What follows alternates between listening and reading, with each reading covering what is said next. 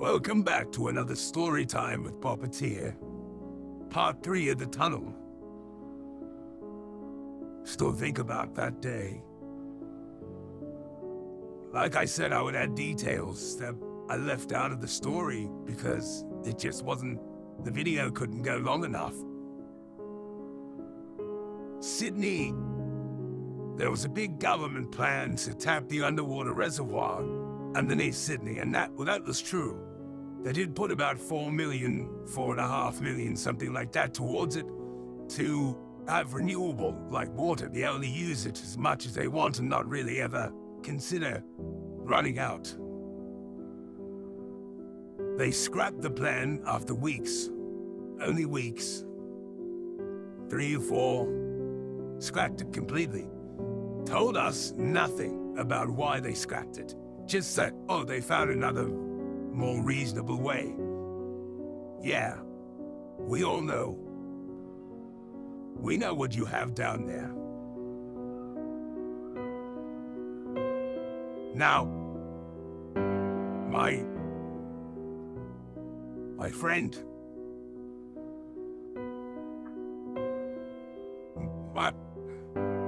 my friend James, that didn't heed the warnings. I remember the day after the tunnel incident getting a call on my Sony Ericsson W810i, if you remember when that was, sure. It was James's mother.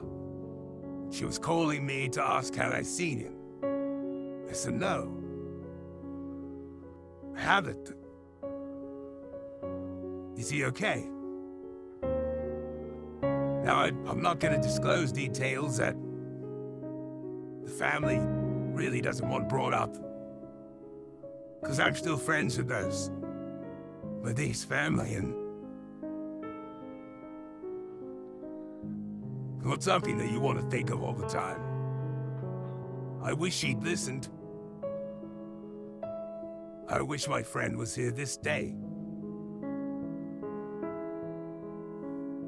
But he's not. And I partly blame myself, because I heard the stories before we started drinking with the bums from my grandfather. The homeless people, they told us the same things. Henrietta, husband Tony, laid. There were at least a dozen others that we frequently hung around every day and saw. They all said the same thing, to stay out, don't go in there. Well, something happened not long after that. Group of teenagers, slightly younger than us, probably 2-3 years, went down in the tunnels, come out, fucking ghost white. What they said they saw, they heard the same humming and the same scratching sound we heard. But they continued on a couple chambers, but after, like, even further in than my grandfather went with his friends. They said that they were walking down, there was an intersection of 3, like, coming from the direction that you're going. There's one in front, one to the right, one to the left. Well, they took the left one because they heard noises down there, and they fucking, I don't know, they probably wanted to be hard asses and be like, oh, look, I'm not afraid of the tunnel. Well, you should be. There are people here that aren't. There are people that aren't here anymore. Should have heeded that warning.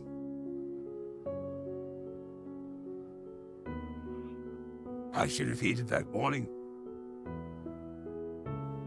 Anyway, they come out, and they said that this thing was down at the left corridor they went down was a dead end, probably about 100 meters up a dead end. And they fucking saw this thing, and it was eating a dog. Ribcage splayed out, eating its entrails like it was fucking at above, like an all-you-can-eat buffet. Well, they come out, They fucking saw it, they screamed, they ran, they fucking screaming the entire way. And when they come out, they'll just pay a white.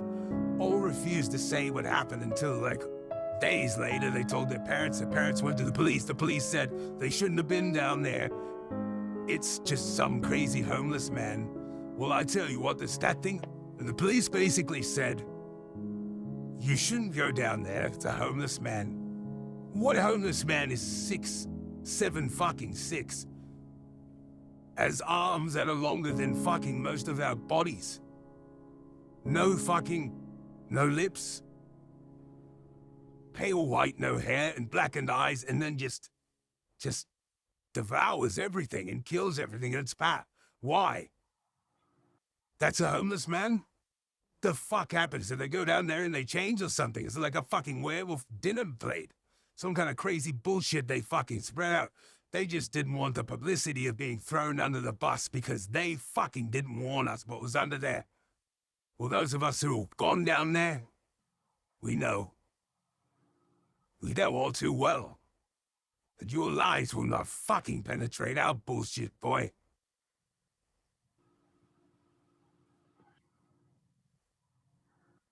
So in conclusion, stay out of those tunnels.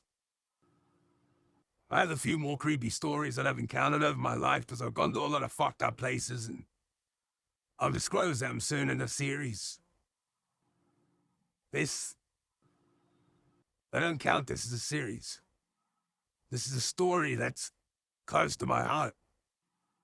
Friends, loved ones, children, stay out of that tunnel.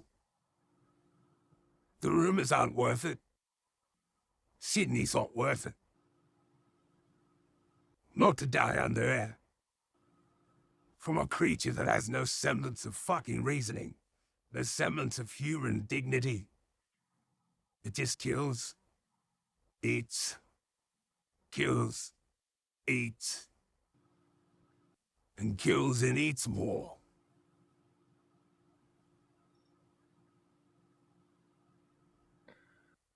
This is Puppeteer. Just don't go down there. If there's anything else you'd like to know about what we saw, or about this encounter, let me know.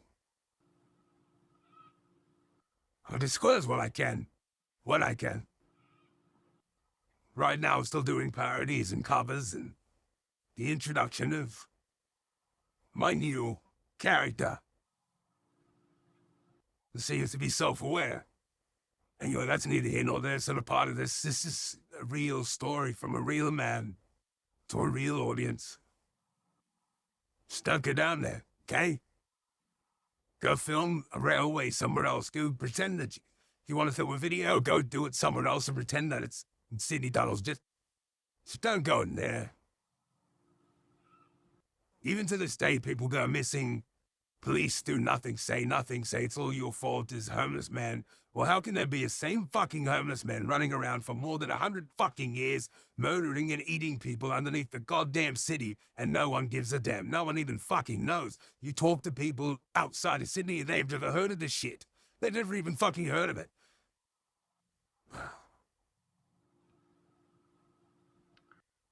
You're a traveler, and you're thinking of coming here to look in those tunnels? Write up a will. Have health insurance, because if you make it out of there, even the best scenario, it's not gonna be good. This was the final story time of Puppeteer of the Sydney Tunnel incident. I love you all. Stay tuned for what's next.